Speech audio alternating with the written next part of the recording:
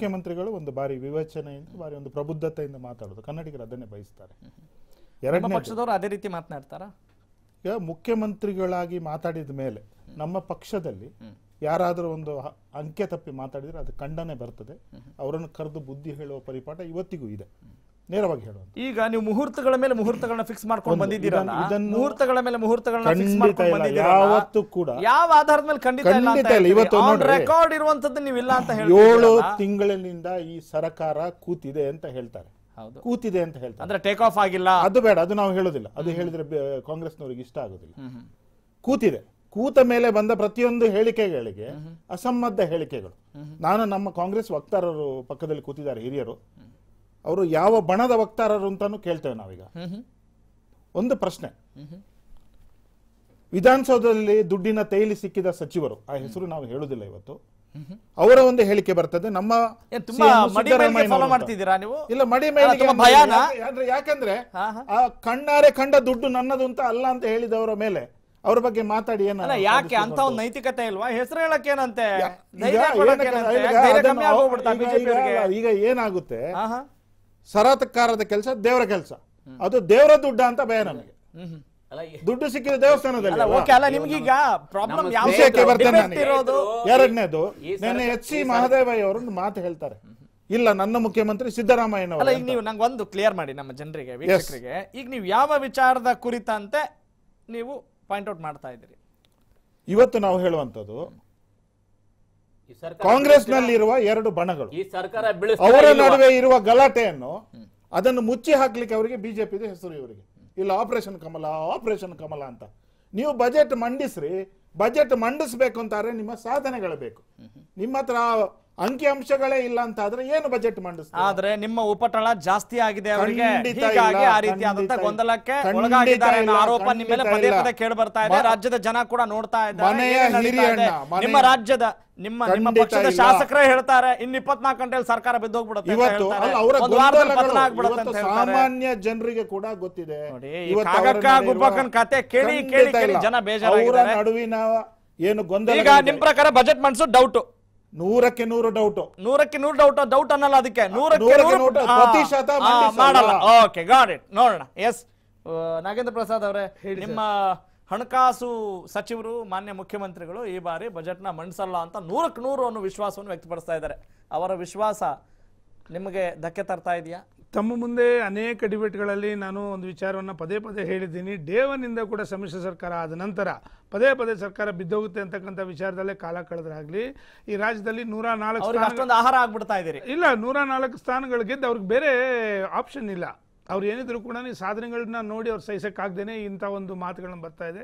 104 ಜನ ಇರ್ತಕ್ಕಂಥ ಏನು ಶಾಸಕರುಗಳು ಜವಾಬ್ದಾರಿಯುತವಾದಂಥ ಒಂದು ವಿರೋಧ ಪಕ್ಷವಾಗಿ ಒಂದಿನ ಕೂಡ ಕೆಲಸ ಮಾಡಿಲ್ಲ. ಈ ರಾಜ್ಯದ ಅನೇಕ ಆಗುವಗಳ ಬಗ್ಗೆ ಅವರು ಮಾತಾಡಬೇಕಾಗಿತ್ತು, ಎಂದು ಕೂಡ ಮಾತಾಡ್ತಾ ಇರ್ತಕ್ಕಂಥದ್ದು ಒಂದೇ, ಸರ್ಕಾರ ಬಿದ್ದೋಗುತ್ತೆ ಅಂತೇಳಿ. ಸನ್ಮಾನ್ಯ ಮುಖ್ಯಮಂತ್ರಿಗಳು, ನಾನೊಂದು ಮಾತನ್ನು ಸ್ಪಷ್ಟವಾಗಿ ಹೇಳಕ್ಕೆ ಇಷ್ಟಪಡ್ತೀನಿ ರಾಘವ ಸೂರ್ಯ ಸರ್, ಕಳೆದ ಬಾರಿ ಅವ್ರು ಕೊಟ್ಟಂಥ ಬಡ್ಜೆಟ್ಟು ಈ ದೇಶಕ್ಕೆ ಒಂದು ಮಾದರಿಯಾಗಿದೆ, ವಿಶೇಷವಾಗಿ ರೈತರ ಪರವಾಗಿ. ಇವತ್ತು ಏನಾದರೂ ಮತ್ತೆ ತಿರುಗಿ ತಾವಾಗಲೇ ಒಂದು ಮಾತನ್ನು ಕೇಳ್ತಾ ಇದ್ರೆ ಡೋಂಗಿ ಬಡ್ಜೆಟ್ ಅಂತಕ್ಕಂಥ ಮಾತನ್ನು ಯಾಕೆ ಮಾತನ್ನು ಹೇಳಿದ್ವಿ ಅಂತಂದರೆ, ಕಳೆದ 4 ವರ್ಷಗಳಲ್ಲಿ ಅವ್ರಿಗೆಲ್ಲೂ ಕೂಡ ರೈತರು ಗಮನಕ್ಕೆ ಬರಲಿಲ್ಲ. ಈ ಬಡ್ಜೆಟ್ ಅಲ್ಲಿ ರೈತರು ಗಮನಕ್ಕೆ ಬಂದಾರೆ. ಅದು 6,000 ರೂಪಾಯಿ 17 ರೂಪಾಯಿ ರೈತರನ್ನ ಅವಮಾನ ಮಾಡ್ತಕ್ಕಂಥದ್ದು, ಒಂದು ದಿನಕ್ಕೆ 17 ರೂಪಾಯಿ ಕೊಡ್ತಕ್ಕಂಥ ವಿಚಾರದಲ್ಲಿ ರೈತರಿಗೆ ಅವಮಾನ ಮಾಡ್ತಕ್ಕಂಥದ್ದು ಒಂದು. ಸರ್, ನಾವು ನೋಡಿ 36 ಲಕ್ಷ ರೈತರುಗಳ ಸಾಲವನ್ನು ಮನ್ನಾ ಸಾಕಷ್ಟು ಆಗಿದೆ. ದಯಮಾಡಿ ಅದು ಪ್ರೊಸೆಸ್ ಇದೆ ಅಂತಕ್ಕಂಥ ಅನೇಕ ಸಂದರ್ಭಗಳು ಮಾಡಿದ್ದೀವಿ. ಮುಂದಿನ ಬಡ್ಜೆಟ್ ಏನಾದ್ರು ನೀವು ಅರ್ಥ ಮಾಡ್ಕೊಳ್ಳಿ. ನೀವು ಸಾಲ ಮನ್ನಾ ಮಾಡ್ತಿದೀವಿ ಅಂತ ಹೇಳಿ ಸರಿಯಾದ ಬೆಂಬಲ ಬೆಲೆ ಎಲ್ಲ ಸಿಕ್ಕರೆ ಸಾಕು, ಸಿಕ್ಕರೆ ಸಾಕು. ನಿಮ್ಗೆ ಅನೇಕ ಸಂದರ್ಭಗಳು ಒಂದು ಮಾತು ಹೇಳಿದ್ದೀನಿ. 2009 ಇಸ್ವಿಯಿಂದ 2017 ಇಸ್ವಿ ತನಕ ನಮ್ದಲ್ಲ ಆಗಿನ ಕಾಲ, ಅವರು ಆಡಳಿತ ನಡೆದಿದ್ದು ಅವರೇನೇನೆ. ಆ ಒಂದು ಸಾಲವನ್ನು ಇವತ್ತು ಮಾಫಿ ಮಾಡ್ತಾರೆ. ಹೀಗಾಗಿ ನಾವು ತ್ಯಾಗ ಮಾಡ್ತಾ ಇದೀವಿ. ನಿಮ್ಮ ಇದು ಬೇರೆಯವ್ರು ಮಾಡಿರೋ ಪಾಪಕ್ಕೆ ನಮ್ಮ ರೈತರ ಕಷ್ಟಕ್ಕೆ ನಾವು ನೆರವಾಗ್ತಾ ಇದ್ದೀವಿ. ನಮ್ಮ ರಾಜ್ಯದ ರೈತರು ಸಂಕಷ್ಟದಲ್ಲಿದ್ದಾರೆ. ಇವತ್ತು ಕೂಡ ಅನೇಕ ಜಿಲ್ಲೆಗಳಲ್ಲಿ ಬರಗಾಲ ಇದೆ. ಇವತ್ತು ಬರಗಾಲದ ಬಗ್ಗೆ ಅಧ್ಯಯನ ಮಾಡ್ತಕ್ಕಂಥ ವಿಷಯ ಬಿಟ್ಟುಬಿಟ್ಟು ಸರ್ಕಾರ ಬಿದ್ದೋಗುತ್ತೆ ಅಂತಕ್ಕಂಥ ಒಂದು ಮಾತನ್ನು ಮಾತನಾಡ್ತಾ ಇದ್ದಾರೆ. ಬಡ್ಜೆಟ್ 100ಕ್ಕೆ 100 ಅಂತ ಹೇಳಿ ಮಿತ್ರರು ಹೇಳಿದ್ದಾರೆ. ಅವರ ವಿಚಾರವನ್ನ ವಿರೋಧ ಪಕ್ಷಗಳ ನಾಯಕರು ಹೇಳೋ ವಿಚಾರವನ್ನ ಬದಿಗಿಟ್ಟು ಮಾತನಾಡೋಣ. ಹೇಳಿ ಸರ್. ಮೊದಲು ಸ್ವಯಂಕೃತ ಅಪರಾಧಗಳೇನಾದ್ರೂ ಇದ್ದಾವ? ಕಾಂಗ್ರೆಸ್ ನಾಯಕರು ನಮ್ಮನ್ನ ಸರಿಯಾಗಿ ಆಳ್ವಿಕೆ ಮಾಡ್ಲಿಕ್ಕೆ ಬಿಡ್ತಾ ಇಲ್ಲ, ಅವರ ಮುಲಾಜ್ನಲ್ಲಿದ್ದೇನೆ, ಮರ್ಜಿಯಲ್ಲಿದ್ದೇನೆ, ರಾಜೀನಾಮೆ ಕೊಡಬೇಕು ಅಂತ ಹೇಳಿದ್ ನಿಜ ಸರ್. ನಾನು ಅಧಿಕಾರ ಕಂಡ್ಕೊಂಡು ಕುತ್ಕೊಳ್ಳಲ್ಲ ಅನ್ನೋ ಮಾತುಗಳು ಯಾಕೆ ಆಹಾರ ಆಗೋದಿಲ್ವಾ ಅನ್ನೋ ಪ್ರಶ್ನೆ ನೀವು ಅವಲೋಕನ ಮಾಡ್ತಾರೆ. ಮುಂದಿನ ಹಂತದಲ್ಲಿ ನಿಮ್ ಜೊತೆ ನಾನು ಮಾತನಾಡ್ತೇನೆ. Thanks for your first reaction. Okay, P Rajendra ಅವರೇ, ಈ ರಾಜಕೀಯದ ಈ ಬೃಹನ್ ನಾಟಕಗಳನ್ನ ಸಾಕಷ್ಟು ವರ್ಷಗಳಿಂದ ತಾವು ಕೂಡ ನೋಡಿರ್ತೀರಿ. ಇದನ್ನೇನಾದ್ರೂ ವಿಶ್ಲೇಷಣೆ ಮಾಡ್ಲಿಕ್ಕೆ ಅಥವಾ ಜನರ ಅಭಿವೃದ್ಧಿಯ ಕುರಿತಾಗಿ ಏನಾದ್ರೂ ಒಂದು ಸಣ್ಣ ಅಂಶ ಏನಾದ್ರೂ ಸಿಗುತ್ತಾ? How can we make it healthy debate? No, the point is the debate. The subject of debate is whether the Kumaraswamy will present the budget or not. Yes. That is the question. Budget ಮಂಡಿಸ್ತಾರೆ. Budget ಮಂಡನೆಯ ನಂತರ ಏನಾಗುತ್ತೆ ಅನ್ನೋದ್ರ ಬಗ್ಗೆ ನಾವು ತೀರ್ಮಾನ ಮಾಡಬೇಕು ಅಥವಾ ಅದ್ರ ಬಗ್ಗೆ ಚರ್ಚೆ ಮಾಡಬೇಕು. ಬಜೆಟ್ ಮಂಡನೆ ಮಾಡೋದಕ್ಕೆ ಸರ್ಕಾರಕ್ಕೆ ಯಾವುದೇ ರೀತಿಯಾದಂಥ ಅಡ್ಡಿ ಆತಂಕಗಳು ಇಲ್ಲ. ಆದರೆ ಧನ ವಿಧೇಯಕ ಬಂದಾಗ, ಮನಿ ಮ್ಯಾಟರ್ಸ್ ಬಂದಾಗ, they have to show their majority on the floor of house. ಅದಕ್ಕೋಸ್ಕರ ಆ ಒಂದು ಸಮಯದಲ್ಲಿ ಬಿಜೆಪಿಯವರು ಹಣದಿರತಕ್ಕಂಥ ರಣತಂತ್ರ ಏನಾಗುತ್ತೆ ಅನ್ನೋದರ ಬಗ್ಗೆ ಇವತ್ತು ನಾವಿಲ್ಲಿ ಚರ್ಚೆ ಮಾಡಬೇಕಾಗಿದೆ. ಅಬ್ಸಲ್ಯೂಟ್ಲಿ. ಯಾಕೆ ಅಂತ ಹೇಳಿದ್ರೆ, ನಾಳೆಯಿಂದ ಈಗ 8ನೇ ತಾರೀಕು ರಾಜ್ಯಪಾಲರ ಭಾಷಣ ಅಥವಾ ತದನಂತರ ಆಗುವಂಥ ಒಂದು ವಿದ್ಯಮಾನಗಳು, ಅದಾದ ಮೇಲೆ ಬಜೆಟ್ ಮಂಡನೆ, ಅದಾದ ಮೇಲೆ ನೀವು ಬಜೆಟ್ ಪಾಸ್ ಆಗೋ ಟೈಮಲ್ಲಿ ನಿಮ್ಮ ಎಲ್ಲ ಶಾಸಕರು ಏನಿದ್ದಾರೆ JDS ಮತ್ತು ಕಾಂಗ್ರೆಸ್ ಇಂಟ್ಯಾಕ್ಟ್ ಆಗಿದೆಯಾ ಇಲ್ಲ ಅಂತಕ್ಕಂಥದ್ದು ಅಲ್ಲಿ ಪ್ರೂವ್ ಆಗಬೇಕು. ಅದಕ್ಕೋಸ್ಕರ ಮತ್ತೆ ಇವರಿಗೆಲ್ಲ ರೆಸಾರ್ಟ್ ವಾಸಗಳು, ಇವರ ಕಟ್ಟುನಿಟ್ಟಿನಾದಂಥ, ಈಗ ರಾಹುಲ್ ಗಾಂಧಿ ಭಾಳ ಸ್ಟ್ರಿಕ್ಟ್ ಆಗಿ ಹೇಳಿದ್ದಾರೆ, you please control all the Congress persons. ಇದು ಪರಿಣಾಮ ಇವರು ನಿಜವಾಗಲೂ ಕೂಡ ಕಾಂಗ್ರೆಸ್ಸಿನ ಎಲ್ಲ ಶಾಸಕರು ಒಟ್ಟಾಗಿ ಇದ್ದಾರೆಯೇ ಇಲ್ಲವೇ ಅನ್ನೋ on the floor of house ತೀರ್ಮಾನ ಆಗುತ್ತೆ. ನನಗೆ ಕಂಡಂತೆ ಕುಮಾರಸ್ವಾಮಿ ಅವರು ಏನು ಹೇಳಿದ್ದಾರೆ, ಬಜೆಟ್ ಮಂಡನೆ ಆಗೋದಂತೂ ನಿಜ. ಹೇಳ್ಕೊಳ್ಳೋದಕ್ಕೆ ಏನು ಬಜೆಟ್ ಅಂತ ಹೇಳಿದ್ರೆ, it has not remind as the Magna Carta of the public, right? ಹಾಗಾಗಿ ಬಜೆಟಲ್ಲಿ ಏನು ಬೇಕಾದರೂ ಹೇಳ್ಕೋಬಹುದು. ಆದರೆ ಎಷ್ಟರ ಮಟ್ಟಿಗೆ, ಹಾಗಾದ್ರೆ ಯಾವ ಆಧಾರದ ಮೇಲೆ ಭಾರತೀಯ ಜನತಾ ಪಕ್ಷದ ನಾಯಕರು ಬಜೆಟ್ ಮಂಡಿಸೋದು ಡೌಟ್ ಅಂತ ಹೇಳ್ತಿದ್ದಾರೆ? ಇದು ಸುಮ್ಮನೆ ಒಂದು ಸ್ಟ್ರಾಟಜಿ ಅಥವಾ ಸುಮ್ಮನೆ? It is a strategy. ಯಾಕೆ ಅಂತ ಹೇಳಿದ್ರೆ, ರಾಜಕೀಯದಲ್ಲಿ ತಂತ್ರ, ಪ್ರತಿತಂತ್ರ, ಹಾವು ಏಣಿಯಾಟ ಇದು ಸಾಮಾನ್ಯ. ಯಾಕೆ ಅಂತ ಹೇಳಿದ್ರೆ, ಆವತ್ತೇ ಬಿಜೆಪಿನವರು ಹೇಳಿದ್ದಾರೆ, ನಾವೇನು ಸನ್ಯಾಸವನ್ನು ತೊಟ್ಟಿಲ್ಲ, ಸರ್ಕಾರ ಅಧಿಕಾರ ಅವಕಾಶ ಬಂದರೆ ನಾವು ಸರ್ಕಾರವನ್ನು ರಚಿಸುತ್ತೇವೆ ಅಂತ ಕೂಡ ಸ್ಪಷ್ಟವಾಗಿ ಹೇಳಿದ್ದಾರೆ. ಜನರು ಅಂತ ಹೇಳಿದ್ರೆ ಇಲ್ಲಿ ಏನಾಗುತ್ತೆ, ಇದನ್ನೆಲ್ಲ ಸಹಿಸಿಕೊಂಡಿದ್ದಾರೆ ನಿಜ, ಆದರೆ ಅದನ್ನು ತಿರುಗೇಟ್ ಕೊಡುವಂತ ಕಾಲನೂ ಬರುತ್ತಲ್ಲ, ಇನ್ನೆಷ್ಟು ತಿಂಗಳಿದೆ ಮಹಾ, ಅದಕ್ಕೂ ಕೂಡ ಕಾಯ್ತಾ ಇದ್ದಾರೆ. ಇಂತಹ ಅನೇಕ ಅವಕಾಶಗಳು ನಮ್ಮ ಜನರಿಗೆ ಸಿಕ್ಕಿಲ್ವೇನು? ಈ ಮುಂಚೆ ಇಂತಹ ಬೃಹನ್ನಾಟಕಗಳನ್ನ ನಮ್ಮ ಜನ ನೋಡಿಲ್ವೇನು? ತದನಂತರ ಆದಂತಹ ಫಲಿತಾಂಶಗಳು ಅದೇ ಮುಂದುವರಿತಾ ಇದೆಯಲ್ಲ, ಅದಕ್ಕೆ ನಾವು ಸೊಲ್ಯೂಷನ್ ಕಂಡು ಹಿಡಿಯೋದು ಹೇಗೆ ಅನ್ನೋದ್ರ ಬಗ್ಗೆ ಖಂಡಿತವಾಗೂ ನಾವು ವಿಶ್ಲೇಷಣೆ ಮಾಡಬೇಕಾಗಿದೆ, ಚರ್ಚೆ ಮಾಡಬೇಕಾಗಿದೆ. ಮುಂದಿನ ಹಂತದಲ್ಲಿ ಅದ್ರ ಬಗ್ಗೆ ಚರ್ಚೆ ಮಾಡೋಣ. ಅದಕ್ಕಿಂತ ಬಜೆಟ್ ಅಂತ ಹೇಳಿದ ತಕ್ಷಣ ನಮ್ಮ ಜನತೆಗೆ ಏನು ಸಿಗುತ್ತೆ ಮತ್ತು ರಾಜ್ಯದ ಅಭಿವೃದ್ಧಿಯ ಕುರಿತಾಗಿ ಏನಾದರೂ ಆಲೋಚನೆ ಮಾಡ್ತಾರಾ, ಯಾವ ರೀತಿ ಲೆಕ್ಕಾಚಾರ ಹಾಕ್ತಾರೆ ಅನ್ನೋದ್ರ ಬಗ್ಗೆ ನಾವು ಯೋಚನೆ ಮಾಡಬೇಕಾಗಿದೆ. ಆದರೆ ಇವತ್ತಿನ ದುಸ್ಥಿತಿ ಏನು ಅಂತ ಹೇಳಿದ್ರೆ, ಬಜೆಟ್ಟೇ ಮಂಡನೆ ಮಾಡ್ತಾರಾ ಇಲ್ವಾ? ಬಜೆಟ್ ಮಂಡನೆ ಮಾಡಿಬಿಟ್ರೆ ಅಬ್ಬಾ ಜಸ್ಟ್ ಪಾಸ್ ಆದರೆ ಸಾಕಪ್ಪ ಅನ್ನೋ ರೀತಿ ಏನಾದರೂ ವಾತಾವರಣ ಇದೆಯಾ ಸದ್ಯದ ನಮ್ಮ ರಾಜಕೀಯ ನಾಯಕರ ಹೇಳಿಕೆಗಳು ಅನ್ನೋದು ಈಗ ಪ್ರಶ್ನೆ ಮಾಡ್ತಾ ಇದ್ದಾರೆ. ಎಸ್, ಭಾರತೀಯ ಜನತಾ ಪಕ್ಷದ ಶಾಸಕ ಅಶ್ವಥ್ ನಾರಾಯಣ್ ಅವರು ಕಾಂಗ್ರೆಸ್ ನಾಯಕರ ಜೊತೆ ಜಾಸ್ತಿ ಗುರುತಿಸ್ಕೊಳ್ತಾ ಇದ್ದಾರೆ. ಮಂಜುನಾಥ್ ಕಲ್ಯಾಣಿ ಅವರು, ಈಗ ನಿನ್ನೆ ಅಶ್ವಥ್ ನಾರಾಯಣ್ ಅವರು ಶಾಸಕರು ತಮ್ಮ ನಿಲುವನ್ನು ಸ್ಪಷ್ಟಪಡಿಸಿದ್ದಾರೆ, ಹೇಳಿಕೆ ಕೊಟ್ಟಿದ್ದಾರೆ ಮಾಧ್ಯಮಗಳಿಗೆ. ಹೌದು, ನಾನು ಮತ್ತು ಡಾಕ್ಟರ್ ಜಾಧವ್ ಅವರು ಒಂದು ಮೆಡಿಕಲ್ ಕಾನ್ಫರೆನ್ಸಲ್ಲಿ ಭೇಟಿಯಾದ್ದು ನಿಜ. ಆ ಮೆಡಿಕಲ್ ಕಾನ್ಫರೆನ್ಸಲ್ಲಿ ತೆಗೆದ ಛಾಯಾಚಿತ್ರಗಳನ್ನು ಮಾಧ್ಯಮಗಳು ಪ್ರದರ್ಶನ ಮಾಡಿವೆ ಅಂತ. ಮುಂಬೈಯ ಹೋಟೆಲಲ್ಲಿ ಬಂದದು ಅಂತ ಇಲ್ಲ, ನಾನು ಆ ಟೈಮಲ್ಲಿ ಮುಂಬೈಯಲ್ಲಿ ಇರಲಿಲ್ಲ, ಡೆಲ್ಲಿಯಲ್ಲಿದ್ದೆ ಅಂತ. ಇವತ್ತು ನೀವು ಅರ್ಥ ಮಾಡ್ಕೊಳ್ಳಿ, ರಮೇಶ್ ಜಾರಕಿಹೊಳಿ ಅವರು ಕಾಂಗ್ರೆಸ್ನ ದೊಡ್ಡ ನಾಯಕರು, ಸಚಿವರಾಗಿದ್ದವರು. ಅವರ ಕಾರ್ಯಕ್ಷೇತ್ರದಲ್ಲಿ ಅವರಿಗೆ ಯಾವುದೊಂದು ಜಿಲ್ಲೆಯ ಉಸ್ತುವಾರಿ ಇತ್ತು, ಅವರ ಕಾರ್ಯಕ್ಷೇತ್ರದಲ್ಲಿ DK ಶಿವಕುಮಾರ್ ಅವರು ಕಡ್ಡಿ ಆಡಿಸಿದ್ದಕ್ಕೆ ಎಲ್ಲಿಂದ ಗಲಾಟೆಗಳು ಶುರುವಾಯಿತು ಅಂತ ಇದನ್ನು ಇಡೀ ರಾಜ್ಯದ ಜನತೆ ಗಮನಿಸಿದೆ. ಅದಕ್ಕೆ ಅವರು ನೇರ ಉತ್ತರ ಕೊಟ್ಟಿದ್ದಾರೆ. ಇವತ್ತು ಕಾಂಗ್ರೆಸ್ ಕರ್ನಾಟಕಕ್ಕೆ ಸೀಮಿತ ಪಕ್ಷ ಅಲ್ಲ, ಭಾರತಾದ್ಯಂತ ಕಾಂಗ್ರೆಸ್ ಇದೆ ಇವತ್ತು. ಯಾಕೆ ಹೈಕಮಾಂಡ್ ಅವರು ಅವರನ್ನು ಅಪ್ರೋಚ್ ಮಾಡಕ್ ಆಗ್ತಾ ಇಲ್ವಾ? 4 ಜನ ಇವರು ನಮಗೆ ಸಿಗ್ತಾ ಇಲ್ಲ ಅಂತ ಇವತ್ತು ಕಾಂಗ್ರೆಸ್ ಅವರು ಹೇಳ್ತಾರೆ. ಮಂಜುನಾಥ್ ಕನ್ಯಾಡಿ ಅವರೇ, what is wrong in it?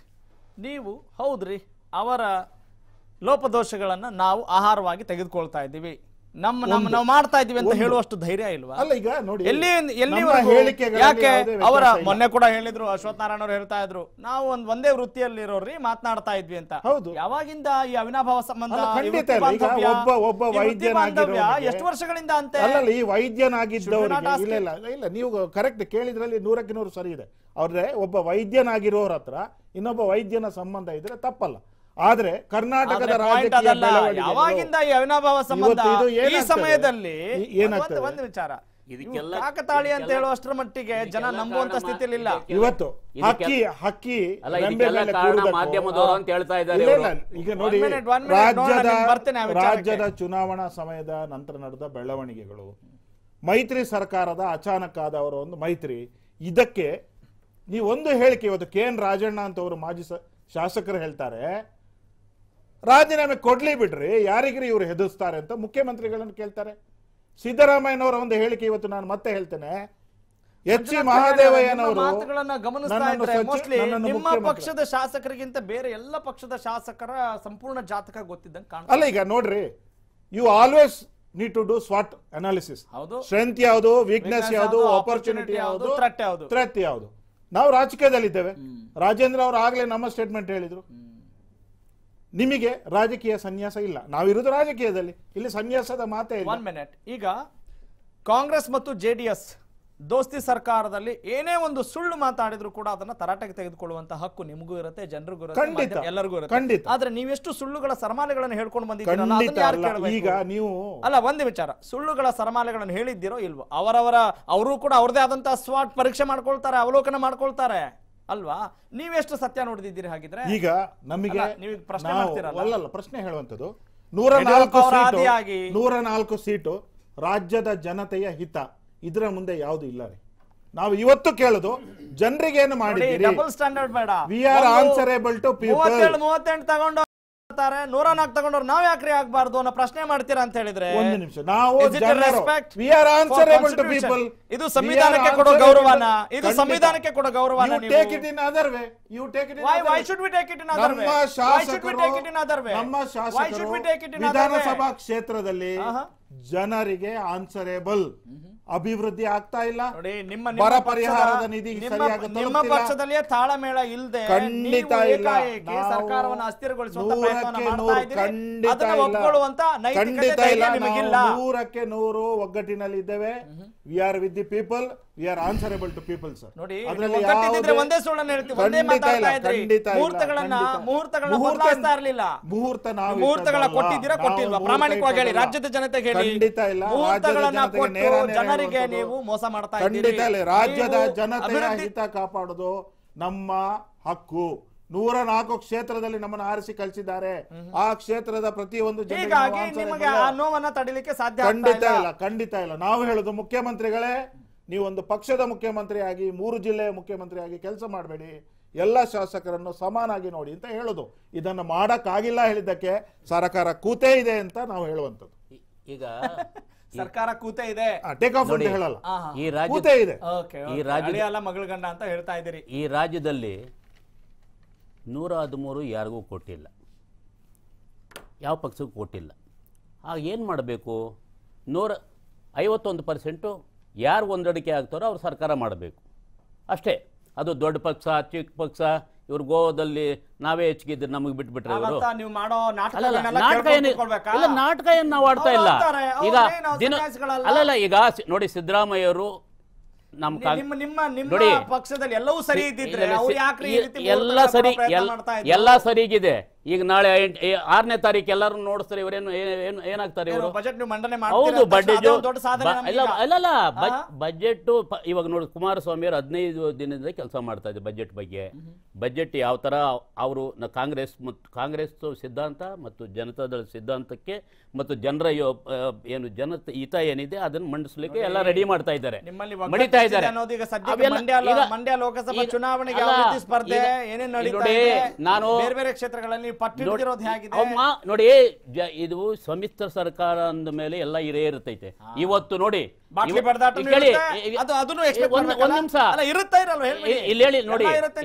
ಒಂದೇ ಒಂದ್ ನಿಮಿಷ. ಇವಾಗ ಕೇಂದ್ರ ಸರ್ಕಾರದಲ್ಲಿ ಸಮ್ಮಿಶ್ರ ಸರ್ಕಾರ ಇರೋದು ಗೊತ್ತಾ ನಿಮ್ಗೆ? ಗೊತ್ತಾ? ಅಲ್ಲಿ ಶಿವಸೇನೆಯರು ಒಂದು ಕೂಗಾಗದ್ರೆ ಸಾಕು, ಅವ್ರ ಮನೆ ಹತ್ರ ಓಡೋಗ್ತಾರೆ ಅಲ್ವಾ, ಓಡೋದ್ರಲ್ಲ ಮೊನ್ನೆ ಸೀಟ್ ಹಂಚಿಕೆ. ಅಲ್ಲ ಅದೇ ಸಮ್ಮಿಶ್ರ ಸರ್ಕಾರ ಎಲ್ಲೆಲ್ಲಿದೆ, ಗೋವಾದಲ್ಲಿ ಇದೆ ಸಮ್ಮಿಶ್ರ ಸರ್ಕಾರ, ತ್ರಿಪುರದಲ್ಲಿ ಇದೆ, ಎಲ್ಲಾ ಕಡೆಯಲ್ಲೂ ಅವರ ಪಕ್ಷದ ಶಾಸಕರ ವಿರುದ್ಧ ಎಲ್ಲಾ ಕಡೆಯಲ್ಲೂ ಕಾನೂನನ್ನು ಕೈಗೆತ್ತಿಕೊಳ್ಳೋ ಪ್ರಯತ್ನ ಮಾಡ್ತಾರೆ ನೋಡಿ. ಸಮ್ಮಿಶ್ರ ಸರ್ಕಾರ ದಯವಿಟ್ಟು ನೀವು ಕಂಪೇರ್ ಮಾಡ್ತಾ ಇದ್ದೀರಲ್ಲ ಅದೇ ರೀತಿ ಇಲ್ಲೇ ಮಾಡ್ತೀನಿ ನಮ್ಮ ಸ್ಟೇಟ್ ನಲ್ಲಿ. ಇವ್ರದ್ದು ಬಿಜೆಪಿ ಇದು 3 ವರ್ಷ 3 ಸಿಎಂ ಅನ್ನು ಕೊಟ್ರಲ್ಲ 8ರಿಂದ 13ವರೆಗೂ. ಅವಾಗ ಏನೇನ್ ನಾಟಕಗಳಾಯ್ತದೆಲ್ಲ ನಾವು ನೋಡಿದ್ರಲ್ವಾ, ನೋಡಿ ಅಷ್ಟು ನಮ್ದಿಲ್ಲ. ಏನು ಆ 5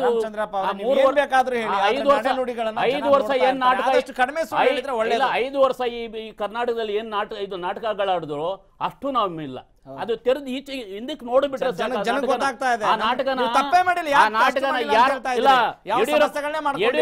ಯಡಿಯೂರಪ್ಪನ ಮುಖ್ಯಮಂತ್ರಿ ಆಗಿ ಇಳಿಸಿದ್ದೆ ಯಾರು? ಪ್ರಶ್ನೆ ಯಾಕೆ ಬರ್ತಾ ಇದೆ ಈಗ? ಹೌದು ಅಲ್ಲ, ಪ್ರಶ್ನೆ ಯಾಕೆ ಬರುತ್ತೆ? ಕಾಂಗ್ರೆಸ್ನವ್ರು ಯಾವ ತರ ನಡೆದಂದ್ರೆ ನಾವು ಸರ್ಕಾರ ಮಾಡಿ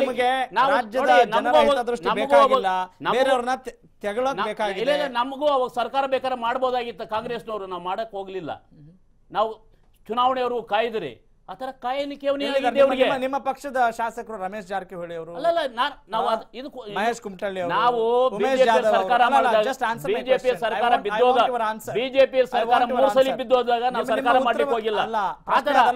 ನಮ್ಮಲ್ಲಿ ಏನೂ ಆಗಿಲ್ಲ. ಪ್ರಶ್ನೆ ಅದಲ್ಲ, ಅಲ್ಲ ಅವನು MLA ಎಲ್ಲಿ ಊಟ ಮಾಡ್ದ, ಎಲ್ಲಿ ಮನೆಗಿದ್ದ,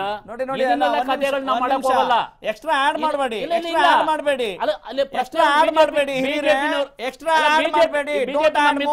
ಬಿಜೆಪಿ ನಿಮ್ಮ ಪಕ್ಷದ ಶಾಸಕರು ಬಿಜೆಪಿ ನಮ್ಮ ಮಿತ್ರರು ಅದನ್ನೇ ಕೇಳಿದ್ದು. ಅವ್ರು ಏನ್ ಮಾಡ್ತಾರೆ, ಅವ್ರು ಯಾಕೆ ಮಾತಾಡಿದ್ರು, ಇವ್ರು ಯಾಕೆ ಮಾತಾಡಿದ್ರು, ಅವ್ರು ಯಾಕೆ ಮಾತಾಡಿದ್ರು, ಅವೆಲ್ಲ ಏನಿಲ್ಲ.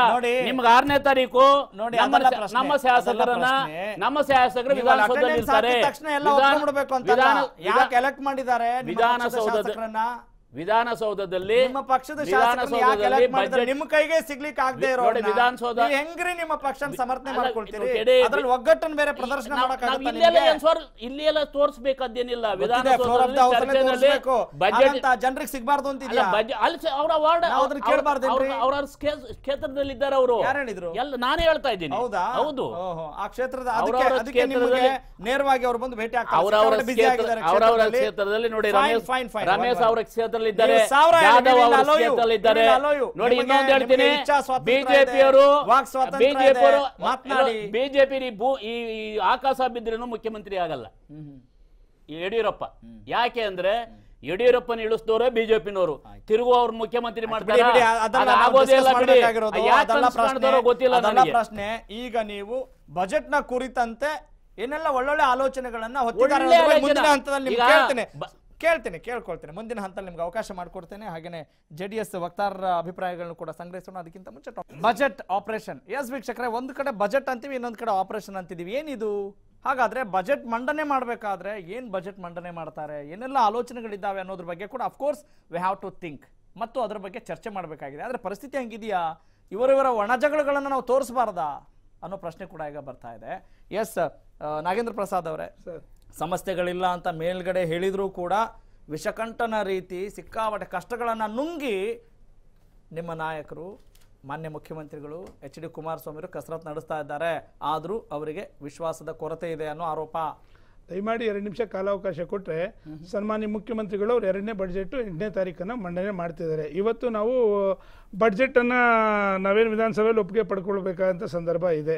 ಏನು 15ನೇ ತಾರೀಕು ಆಗಲೇ ಹಿರಿಯರು ಒಂದು ಮಾತನ್ನು ಹೇಳ್ತಿದ್ರು, ಹಣಕಾಸಿನ ವಿಧೇಯಕಕ್ಕೆ ಲೇಖನದಾನ ಪಡಿಬೇಕು ಅಂತಕ್ಕಂಥ ಮಾತನ್ನು ಹೇಳಿದ್ದಾರೆ. ಒಂದು. ಎರಡನೇದೇನಪ್ಪ ಅಂತಂದರೆ, ಈಗ ನಮ್ಮಲ್ಲಿ ಸರಿಸುಮಾರು ಇರ್ತಕ್ಕಂಥ ವಿಚಾರ ಏನು ಅಂತಂದರೆ, ಈಗೇನು 104 ಜನ ಇದ್ದಾರೆ ವಿರೋಧ ಪಕ್ಷದವರು. ಇತಿಹಾಸದಲ್ಲಿ ಎಲ್ಲೂ ಕೂಡ ಈ ರೀತಿ ಒಂದು ಪರಿಸ್ಥಿತಿ ಎಲ್ಲೂ ಬಂದಿಲ್ಲ ಅಂತಕ್ಕಂಥದ್ದು ಇತಿಹಾಸ ಹೇಳುತ್ತೆ ಅನ್ನೋದು ನಾನು ತಿಳ್ಕೊಂಡಿರೋ ಮಟ್ಟಿಗೆ. ಎಂದು ಕೂಡ ಇಂಥ ಒಂದು ಬಡ್ಜೆಟ್ ಮಂಡನೆ ಮಾಡ್ತಕ್ಕಂಥ ಸಂದರ್ಭದಲ್ಲಿ ವಿರೋಧ ಪಕ್ಷದವರು ಕೂಡ ಸಹಕಾರ ಕೊಟ್ಟಿರ್ತಕ್ಕಂಥ ಅನೇಕ ಉದಾಹರಣೆಗಳಿದೆ ಅಂತಕ್ಕಂಥ ಹಿರಿಯರು ಒಪ್ತಾರೆ ಅಂತ ಕಾಣುತ್ತೆ. ಮತ್ತೊಂದು ಏನು ಅಂತಂದರೆ, ಈಗ ಅವರು 104 ಇದ್ದಾರೆ, 2 ಜನ ಇಂಡಿಪೆಂಡೆಂಟ್ಗಳು ಅವರು ಅವ್ರ ಕಡೆ ಹೋಗಿರೋದ್ರಿಂದ 106 ಆಗ್ಬೋದು. ಇನ್ನೂ ಈಗ ಆಂಗ್ಲೋ ಇಂಡಿಯನ್ ಮತ್ತೆ ನೀವು ಕೂಡ ಬಜೆಟ್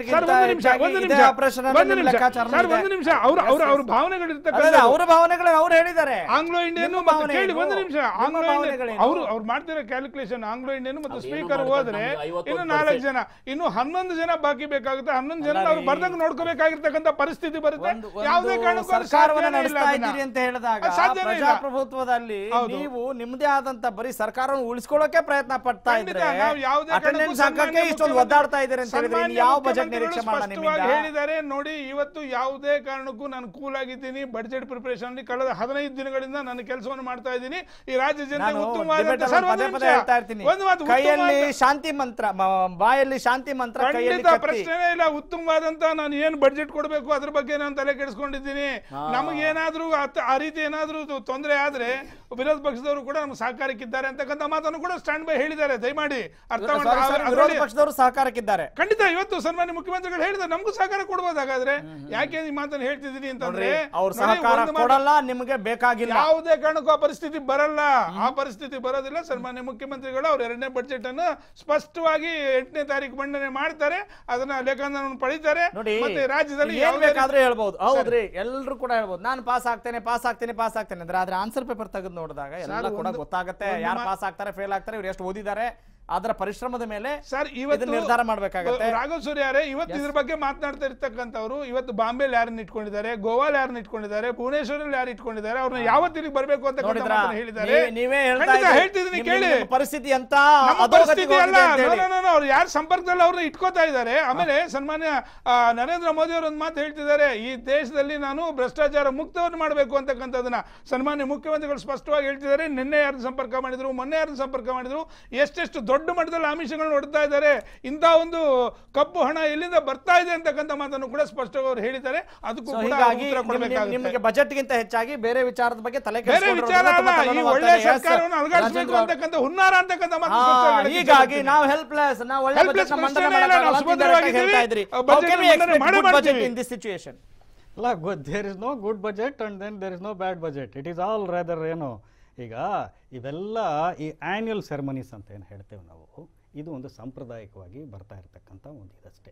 ನೀವು ಬಹಳ ದೊಡ್ಡದಾಗಿ ಪ್ರಜಾಹಿತಾಸಕ್ತಿ, ಜನಹಿತ ರಕ್ಷಣೆ, ಮತದಾರರ ಯೋಗಕ್ಷೇಮ, ರಾಜ್ಯಾಡಳಿತ, ರಾಜ್ಯ ಯೋಗಕ್ಷೇಮ, ಇವೆಲ್ಲ ಡೋಂಗಿ ಮಾತುಗಳು ಅಂತ ಹೇಳಬೇಕಾಗತ್ತೆ. ಯಾಕೆ ಅಂತ ಹೇಳಿದ್ರೆ ಸರ್ಕಾರ ಅಂತಕ್ಕಂಥದ್ದು ನಾವು ಆಷಾಢಭೂತಿಗಳಾಗಿ ಮಾತಾಡಬಾರ್ದು ಯಾವಾಗಲೂ ಕೂಡ. ಏನಾಗೋಗ್ಬಿಡುತ್ತೆ ಹಿಂಗ ಇಸಿ ಇದು ಇಸಿ ನಾವು ಏನೋ ಆಗೋಗ್ಬಿಡುತ್ತೆ ಅಥವಾ ಏನೋ ಮತದಾರರು ಏನು ಅನ್ಕೊಳ್ತಾರೆ, ಇದೇನೋ ಇದರಲ್ಲಿ ಹಿತರಕ್ಷಣೆ ಇಲ್ವಾ. ಇಸಿ ಸರ್ಕಾರ ಅಂತಕ್ಕಂಥದ್ದು ಅದಕ್ಕೆ ಹೇಳೋದು ಕ್ಲಿಯರ್ ಮ್ಯಾಂಡೇಟ್ ಅಂತಕ್ಕಂಥದ್ದು ಪ್ರಜಾಪ್ರಭುತ್ವದಲ್ಲಿ ಎಷ್ಟು ಮಹತ್ವ ಇದೆ ಅಂತ ನಾವು ತಿಳ್ಕೊಬೇಕು. ಈ ಫ್ರ್ಯಾಕ್ಚರ್ಡ್ ವರ್ಡಿಕ್ಟು, ಈ ರೀತಿಯಾದಂಥ ವರ್ಡಿಕ್ಟ್ ಬಂದರೆ ಎಂಥ ದುರಂತ ಆಗುತ್ತೆ ಅಂತಕ್ಕಂಥದ್ದನ್ನು ಕೂಡ ನಾವು ಇವತ್ತು ತಿಳ್ಕೊಬೇಕು. ಅನ್ಫಾರ್ಚುನೇಟ್ಲಿ ಕರ್ನಾಟಕದಲ್ಲಿ ಈ ಸಾರಿ ಈ ರೀತಿಯಾದಂಥದ್ದು ಆಗಿದೆ. ಮೆಜಾರಿಟಿ ಇರತಕ್ಕಂಥ ಸಿಂಗಲ್ ಲಾರ್ಜೆಸ್ಟ್ ಪಾರ್ಟಿಗಳನ್ನು ವರ್ಟಿಕಲ್ ಆಗಿ ಸ್ಪ್ಲಿಟ್ ಮಾಡುವಂಥ ಕುತಂತ್ರ ರಾಜಕಾರಣ, ಕ್ಷುದ್ರ ರಾಜಕಾರಣ ಇವತ್ತು ನಮ್ಮ ದೇಶದಲ್ಲಿ ನಡೀತಾ ಇದೆ. ಅದೇ ಇವತ್ತು ನಾವು ನೋಡ್ತಾ ಇರೋದು. ರಾಜಕಾರಣಿ, ರಾಜಕೀಯ ಪಕ್ಷದ ನಾಯಕ ಯಾವುದೇ ಪಕ್ಷದಲ್ಲಿರಲಿ, ಪ್ರತಿ ಕ್ಷಣವೂ ಅವ್ರಿಗೆ ಆಲೋಚನೆ ಮಾಡ್ತಾ ಇರತಕ್ಕಂಥ ಪ್ರಜಾಹಿತಾಸಕ್ತಿ ಅಲ್ಲ, ತೋಳ್ಬಲ, ಹಣಬಲ, ಇದರಿಂದಾನೇ ಗೆದ್ದು ಬಂದಂತವರು ಎಷ್ಟರ ಮಟ್ಟಿಗೆ ನಿಮ್ಮ ಹಿತಾಸಕ್ತಿ ನೋಡ್ತಾರೆ. ಕೇವಲ ಬಾಯಿ ಮಾತಿನ ಅಡಿಕ್ಟೆಡ್ ಅಂತ ಅಲ್ಲ, ಇದಕ್ಕೆ ಎಲ್ಲಿದೆ ಪರಿಹಾರ ಅಂತ ಹೇಳಿದ್ರೆ ಅದಕ್ಕೆ ಒಂದು ಕ್ಲಿಯರ್ ಮ್ಯಾಂಡೇಟ್ ಅಂತಕ್ಕಂಥದ್ದು ಬೇಕಾಗತ್ತೆ. ಆ ಕ್ಲಿಯರ್ ಮ್ಯಾಂಡೇಟ್ ಅಂತ ಇಲ್ಲದೆ ಇದ್ರೆ ಇಲ್ಲ, ಪರಿಸ್ಥಿತಿ ಹಾಗಿಲ್ಲ. ಇಲ್ಲ, what can we do the best? ಅದಕ್ಕೆ ನಾನು ಹೇಳ್ತಾ ಇರೋದು ಇದು ಆನ್ಯುವಲ್ ಸೆರೆಮನಿ, ಇದು ವಾರ್ಷಿಕವಾದಂತಹ ಒಂದು ಇದನ್ನು ಮಾಡ್ತೀವಲ್ಲ, ಆ ರೀತಿ ಒಂದು ಬಜೆಟ್ ಮಂಡನೆ ಆಗುತ್ತೆ. ಇಲ್ಲಿ ಏನು ಅಂತ ಹೇಳಿದ್ರೆ ಕಳೆದ 3 ತಿಂಗಳಿಂದ ಕರ್ನಾಟಕದಲ್ಲಿ ಆಗಿರ್ತಕ್ಕಂಥ ರಾಜಕೀಯ ವಿದ್ಯಮಾನಗಳು ಆಡಳಿತಾರೂಢ ಪಕ್ಷದಲ್ಲಿ 5 ಮಂದಿ ಶಾಸಕರು ಅಲ್ಲೆಲ್ಲೋ ಇದ್ದಾರೆ, ಅವರು ಕಾಣಲಿಲ್ಲ. ರಮೇಶ್ ಜಾರಕಿಹೊಳಿ ಎಲ್ಲಿದ್ದಾರೋ ಗೊತ್ತಿಲ್ಲ. ಇವೆಲ್ಲದಕ್ಕೂ ಇವತ್ತು ಏನು ಅಂತ ಹೇಳಿದ್ರೆ ಒಂದು ಪರಿಹಾರದ ಸೂತ್ರ, ಒಂದು ಏನಾದರೂ ಜನರಿಗೆ ಉತ್ತರ ಸಿಗುತ್ತಾ ಅಂತಕ್ಕಂಥದ್ದನ್ನು ಕೂಡ ಜನ ಇವತ್ತು ಆ ಕಡೆ ನೋಡ್ತಾ ಇದ್ದಾರೆ. ನಂತರ ಏನಾಗುತ್ತೆ, ರಾಜ್ಯಪಾಲರ ಭಾಷಣಕ್ಕೆ ಅವಮಾನ ಮಾಡಬಾರ್ದು ಅನ್ನೋ ದೃಷ್ಟಿಯಿಂದ ಇವರು ಅವಿಶ್ವಾಸ ನಿರ್ಣಯವನ್ನು ಈಗ ಸದ್ಯಕ್ಕೆ ತರ್ತಾ ಇಲ್ಲ ಅಂತ ಅಂದ್ಕೊಳ್ಳೋಣ. ಯಾಕೆ ಅಂತ ಹೇಳಿದ್ರೆ ರಾಜ್ಯಪಾಲರ ಭಾಷಣ ಆದ ನಂತರ ಉದ್ಭವ ಆಗುವಂಥ ಒಂದು ಬಜೆಟ್ ಮಂಡನೆ, ಬಜೆಟ್ ಪಾಸ್ ಆಗಬೇಕು. ಆಗ ಬಿಜೆಪಿ ಅನುಸರಿಸತಕ್ಕಂತಹ ಒಂದು ರಣತಂತ್ರ ಏನು ಅನ್ನೋದು ಬಹಳ ಮುಖ್ಯ. That is very important. Correct. ಹೀಗಾಗಿ ಇದನ್ನು ಹೆಂಗೆ ಕೌಂಟರ್ ಮಾಡಬೇಕು ಅಂತಕ್ಕಂಥದ್ದಕ್ಕೆ JDS ಮತ್ತು ಸಹಮಿತ್ರರು ಏನಿದ್ದಾರೆ ಮೈತ್ರಿ ಪಕ್ಷಗಳು, ಅವರು ಒಂದು ರಣತಂತ್ರ ಮಾಡಿದ್ದಾರೆ. ಯಾವಾಗ ನಾಳೆ ಎಲ್ಲೆಲ್ಲರೂ ಬಲರೋ ಶಾಸಕರು ಬರ್ತಾರೆ, JDS ಮತ್ತು ಕಾಂಗ್ರೆಸ್ ಶಾಸಕರು ಇಲ್ಲಿಗೆ ಬರ್ತಾರಲ್ಲ, ಅವರನ್ನು ಇವರು ಹೇಗೆ ಇಟ್ಟುಕೊಳ್ತಾರೆ, ಹೇಗೆ ಮೂವ್ ಮಾಡ್ತಾರೆ ವಿಧಾನಸಭೆಗೆ, ಆ ಧನ ವಿಧೇಯಕ ಪಾಸ್ ಆಗೋವರೆಗೂ ಯಾವ ರೀತಿ ಮಾಡ್ತಾರೆ ಅಂತಕ್ಕಂಥದ್ದು ಕೂಡ ಇನ್ನೊಂದು ರಣತಂತ್ರ ಅಂತಕ್ಕಂಥದ್ದು ಕೂಡ ನಾವು ತಿಳ್ಕೋಬೇಕು.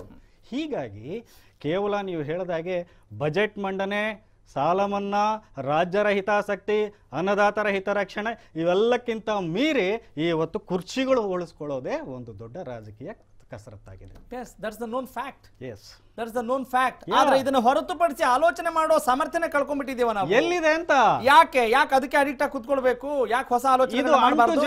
ಇದು ಕ್ಯಾನ್ಸರ್ ಗಿಂತ ಬಹಳ ಅಂದ್ರೆ ನಮ್ಮ ರಾಜಕಾರಣಿಗಳು ಯಾವ ರೀತಿ ನಮ್ಮ ಮೇಲೆ ಸವಾರಿ ಮಾಡಿದ್ದಾರೆ ಹೌದು ಅನ್ನೋದನ್ನ ನೀವು ಹೇಳ್ತಾ ಇದ್ದೀರಿ.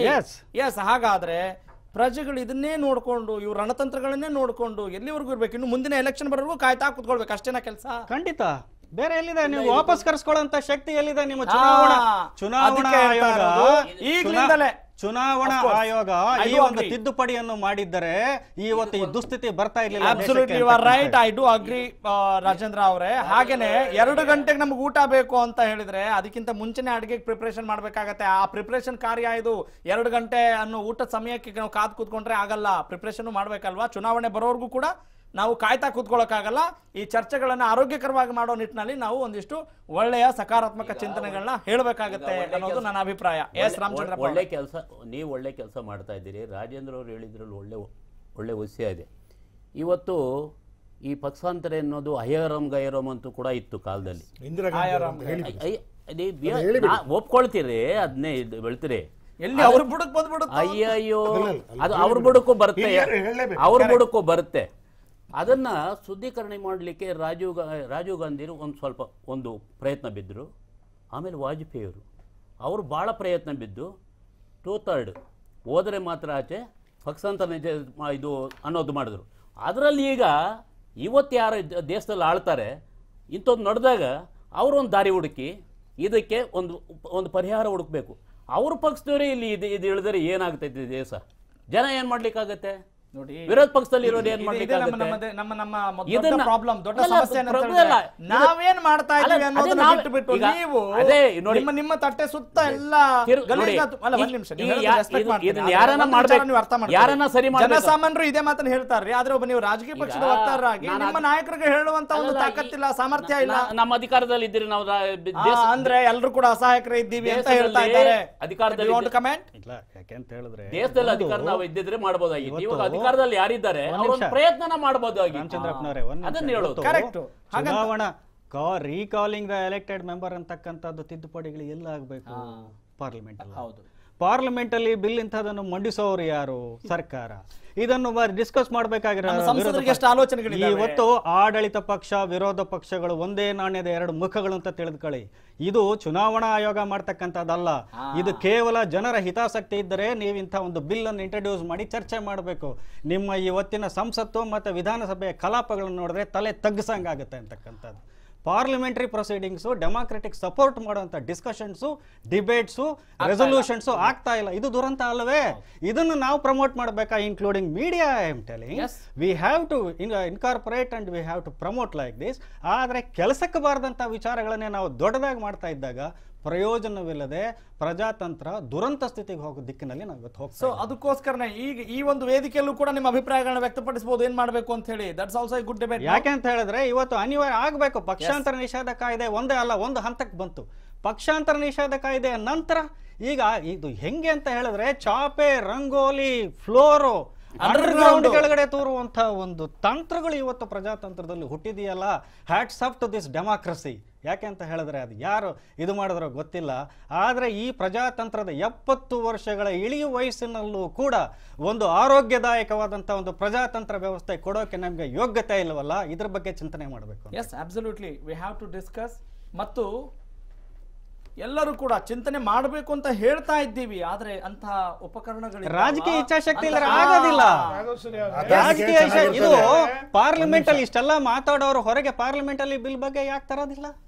ಚರ್ಚೆ ಮಾಡ ಅಂದ್ರೆ ಸ್ವಾರ್ಥ ರಾಜಕೀಯ ಇಲ್ಲಿ ಕೆಲಸ ಮಾಡ್ತಾ ಇದೆ.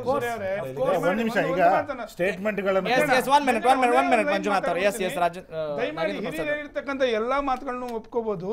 ಇವತ್ತು ಒಬ್ಬ ನಿಷ್ಠಾವಂತ ವ್ಯಕ್ತಿ ಏನಾದ್ರೂ ಚುನಾವಣೆಗೆ ಹೋಗಿ ನಿಂತ್ಕೊಂಡ್ರೆ ಅವನ ಪರಿಸ್ಥಿತಿ ಏನಿದೆ ಅಂತಕ್ಕಂಥದನ್ನು ಯಾರು ಕೂಡ ಗಮನಿಸಿಲ್ಲ ಅಂತಕ್ಕಂಥ ದಯಮಾಡಿ ದುರಂತ ನೋಡಿ. ಇವತ್ತು ಹಣಕಾಸಿನ ಬಗ್ಗೆ ಎಷ್ಟು ಕೋಟಿ ನಿಮ್ಮ ಹತ್ರ ಇದೆ, ಎಷ್ಟು ದಬ್ಬಾಳಿಕೆ ಮಾಡ್ತೀರಾ? ನೋ ನೋ ನೋ, ಜನ ಇದ್ದಾರೆ ಒಳ್ಳೆ ವ್ಯಕ್ತಿಗಳು, ಅವ್ರಿಗೆ ಅವಕಾಶ ಸಿಗ್ತಾ ಇಲ್ಲ. ಸರ್ಕಾರ ರಚನೆ ಆದಾಗ್ಲಿಂದಲೂ ಚುನಾವಣೆ ಪೂರ್ವದಿಂದಲೂ ಕೂಡ ಪ್ರಯತ್ನಗಳನ್ನ ಮಾಧ್ಯಮಗಳು ಮಾಡ್ಕೊಂಡು ಬರ್ತಾನೆ ಇದ್ದಾವೆ. ಹಿರಿಯರು ಹೇಳ್ತಕ್ಕಂಥ ಮಾತು ನಡೆಯುತ್ತೆ. ಆದ್ರೆ ನಾವು ಆರ್ಚಿ ಕಳಿಸ್ತಕ್ಕಂಥ ಜನ ಯಾವ ರೀತಿ ಇದ್ದಾರೆ ಅಂತಂದ್ರೆ ಇವತ್ತು ಇವ್ರು ಎಷ್ಟು ಇವತ್ತು ಅನೇಕ ಜನ ಉತ್ತಮವಾದಂತಹ ವ್ಯಕ್ತಿಗಳು ಮೂಲೆಯಲ್ಲಿದ್ದಾರೆ. ದಯಮಾಡಿ ನಾನು ನಿಮ್ಮನ್ನ ಕೈ ಮುಗಿದು ಕೇಳ್ತೀನಿ, 108 ಜನ ಉತ್ತಮವಾದ ವ್ಯಕ್ತಿಗಳು ಇವತ್ತು ಮೂಲೆ ಗುಂಪಾಗಿದ್ದಾರೆ. ಕಾರಣ ಜನಗಳಂತವ್ರನ್ನ ಆಯ್ಕೆ ಮಾಡಕ್ಕೆ 104 ಅನ್ಕೊಂಡಿದ್ದೆ ನಾನು, 108 ಅಂತಿದ್ದೀನಿ. 108 ಜನ ಇದ್ದಾರೆ ಆ ತರದವರು. ನೋಡಿ ಆ ಒಂದು ವಿಚಾರದಿಂದ ನಾನು ಪದೇ ಪದೇ ಈ ನೆಪದಲ್ಲಾದ್ರೂ ಒಂದಿಷ್ಟು ಒಳ್ಳೆ ವಿಚಾರಗಳನ್ನ ಅಷ್ಟೇ.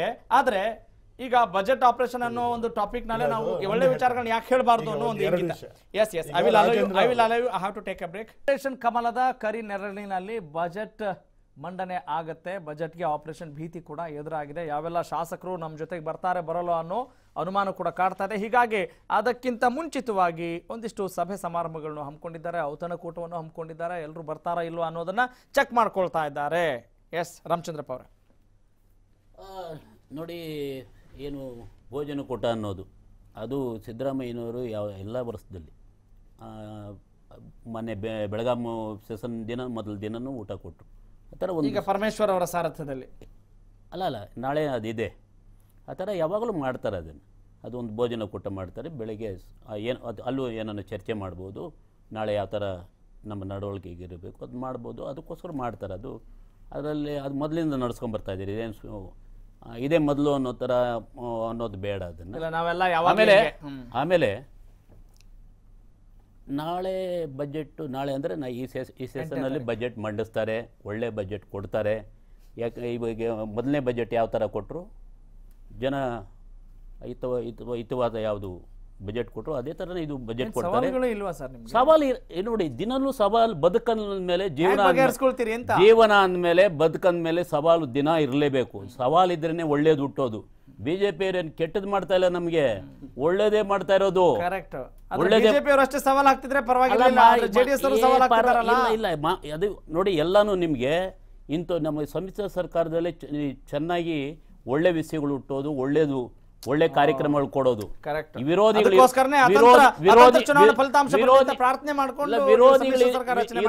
ವಿರೋಧಿಗಳು ಇದ್ದಷ್ಟು ಒಳ್ಳೇದು. ವಿರೋಧಿಗಳು ಇರ್ಬೇಕು. ವಿರೋಧಿಗಳು ಇಲ್ದಿದ್ರೆ ಏನಾಗ್ತದೆ ಗೊತ್ತಾ, ಮೋದಿ ತರ ಆಗಿಬಿಡ್ತೈತೆ. 4 ವರ್ಷದಿಂದ ಏನು ಕೊಡ್ಲಿಕ್ಕಾಗಿಲ್ಲ. ಅವ್ರು ಒಬ್ಬರೇ ಹೇಳಿದ್ದಾಯ್ತು, ಹೇಳಿದ್ದೆ ಮಾಡಿ ಕೊನೆಗೆ ಇವತ್ತು ಏನ್ ಬಜೆಟ್ ಇಂಟೀರಿಯಂ ಬಜೆಟ್ ಅಲ್ಲಿ ಒಂದಷ್ಟು ಅನೌನ್ಸ್ ಮಾಡಿದ್ ನಾವು ನೋಡಿದ್ರಿ. ಆ ತರ ಆಗ್ಬಾರ್ದು. ದಿನಲ್ಲೂ ಅದು ನಿಮ್ಗೆ ಯಾವ್ದನ್ನು ಸಹಿಸ್ಕೊಳ್ಳೋ ಸ್ಥಿತಿಲಿ ಇಲ್ಲ. ಯಾರು ನೀವು? ನಾವು ನಾವಿಲ್ಲ, ಯಾಕಿಲ್ಲ? ನಾವು ಗೊತ್ತಿಲ್ಲ, ಸಹಿಸ್ಕೊಳ್ಳಿಲ್ವಾ? ಅದ ನೀವ್ ಹೇಳ್ಬೇಕು. ಅಲ್ಲ, ಸಹಿಸ್ಕೊಳ್ಳೇಬೇಕು.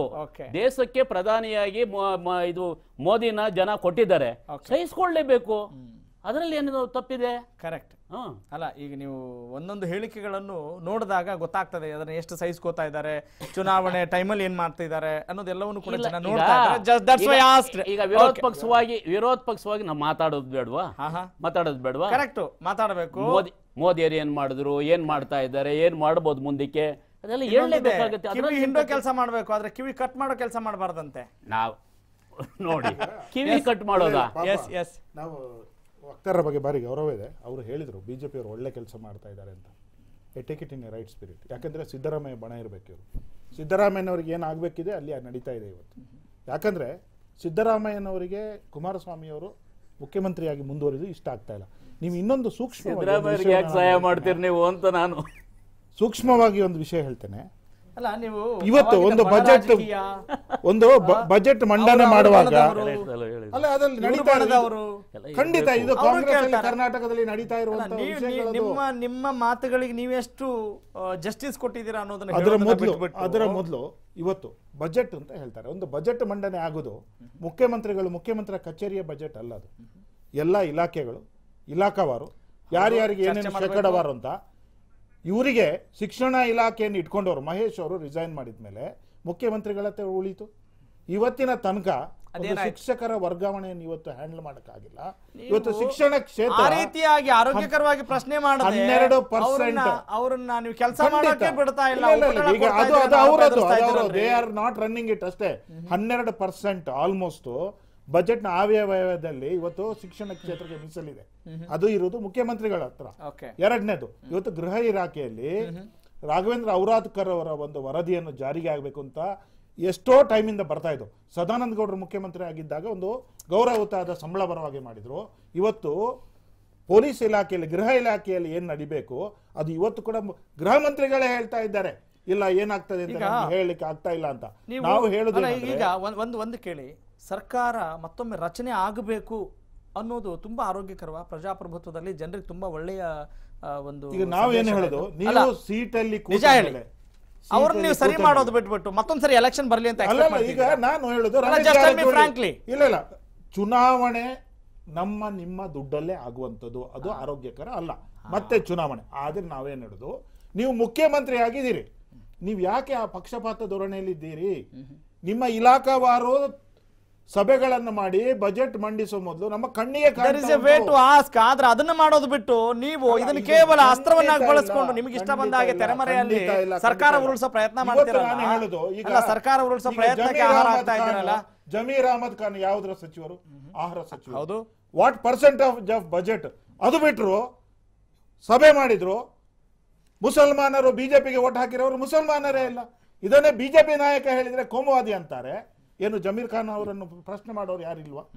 ಈ ರಾಷ್ಟ್ರೀಯತೆ ಇರುವ ಮುಸಲ್ಮಾನರು ಇಂಥವ್ರಿಗೆ ಯಾವ ತರ ಪ್ರಶ್ನೆ ಮಾಡ್ತಾರೆ ಅಂತ ಇವತ್ತು ಮಾಧ್ಯಮದಲ್ಲಿ ಕಾಣ್ತಾರೆ. ಎಲ್ಲರೂ ಕೂಡ ಅದನ್ನ ಪ್ರಶ್ನೆ ಮಾಡ್ತಾರೆ. ಹಾಗಂತ ನೀವು ನಿಮ್ಮ ತಪ್ಪುಗಳ ಸಂಖ್ಯೆ ಜಾಸ್ತಿ ಮಾಡ್ಕೊಂಡು ಖಂಡಿತ ಇಲ್ಲ.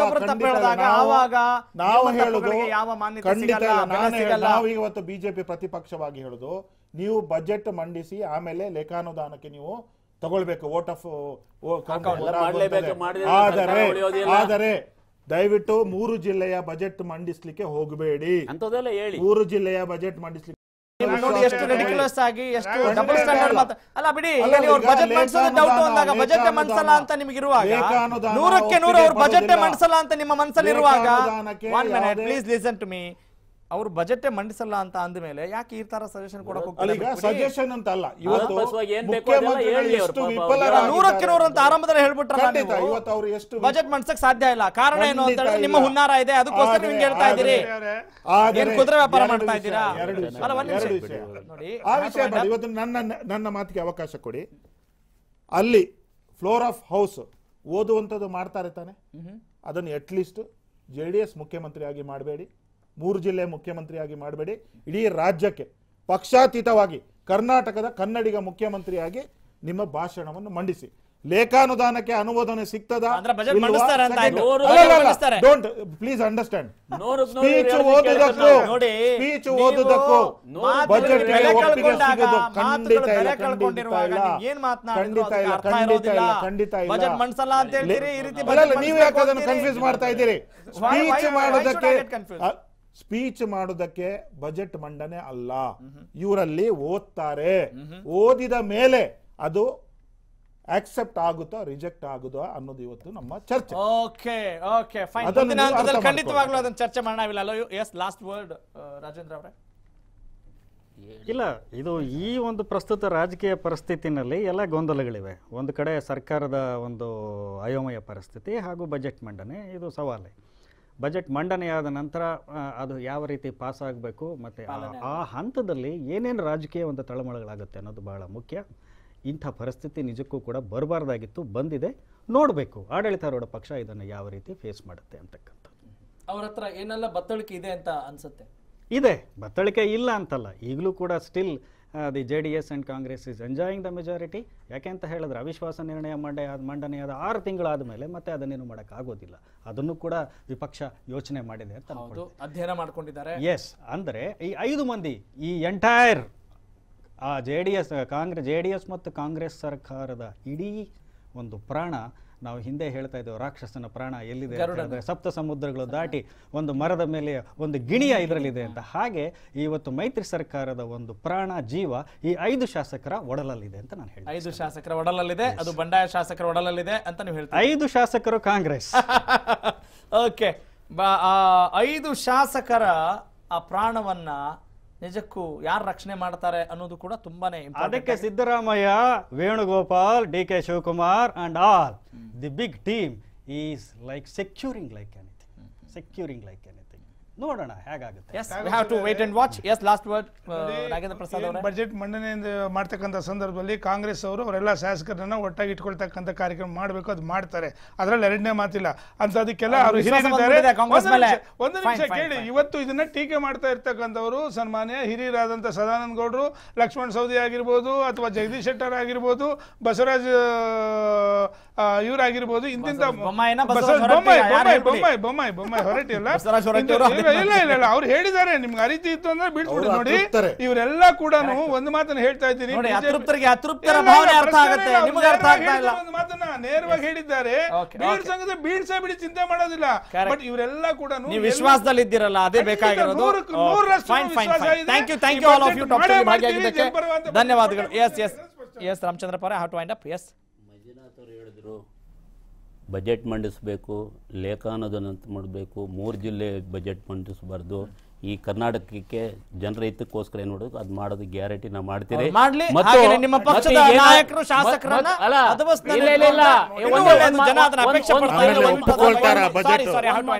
ಒಂದು ಮಾತು, ಈ ಇದರಲ್ಲಿ ಕಾಂಗ್ರೆಸ್ ನಾವು ರಣತಂತ್ರ ಮಾಡ್ತಾ ಇದ್ದೀರಿ, ಬಿಜೆಪಿಯವರು ತಿರುಗು ಮುಕ್ಲಿಕ್ಕೆ. Okay okay, got it.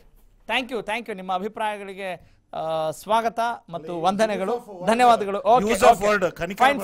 Fine ಎಲ್ಲರದನ್ನು ನೋಡ್ತಾ ಇದ್ದಾರೆ ಜನ. Okay, got it. ನೋಡೋಣ. Let's see. Thank you. Yes ವೀಕ್ಷಕರೇ, ಒಟ್ಟಿನಲ್ಲಿ ಏನೇನು ಆಗ್ತಾ ಇದೆ, ರಾಜ್ಯ ರಾಜಕಾರಣ ಎಷ್ಟು ಹದಗೆಟ್ಟು ಹೋಗಿದೆ, ಅದಕ್ಕೂ ಕೂಡ ಇಂಡೈರೆಕ್ಟ್ ಆಗಿ ನಾವೇ ಕಾರಣರಾಗಿರ್ತೀವಿ. ಹೀಗಾಗಿ ಒಂದು ಆರಂಭದಲ್ಲೇ ಪತ್ರಕರ್ತರು ಹೇಳ್ತಾ ಇದ್ರು, ಒಂದು ಒಳ್ಳೆಯ ವರ್ಡಿಕ್ಟ್ ಬಂದಿದ್ರೆ ಅಥವಾ ಒಂದು ಈ ಅತಂತ್ರ ಫಲಿತಾಂಶ ಬರದೇ ಇದ್ದಿದ್ರೆ ಇದನ್ನ ನಾವು ಬೇರೆ ರೀತಿಯಾಗಿ ಫೇಸ್ ಮಾಡಬಹುದಿತ್ತಾ ಅನ್ನುವ ಒಂದು ಅನುಮಾನ, ಪ್ರಶ್ನೆ ಉದ್ಭವ ಆಗ್ತಾ ಇದೆ ಅಂತ ಹೇಳ್ತಾ ಇವತ್ತಿನ ಟಾಪ್ ಸ್ಟೋರಿ ಮುಗಿಸ್ತಾ ಇದ್ದೆ. ನಾನು ನಿಮ್ಮ ರಾಘವ ಸೂರ್ಯ, ನಮಸ್ಕಾರ.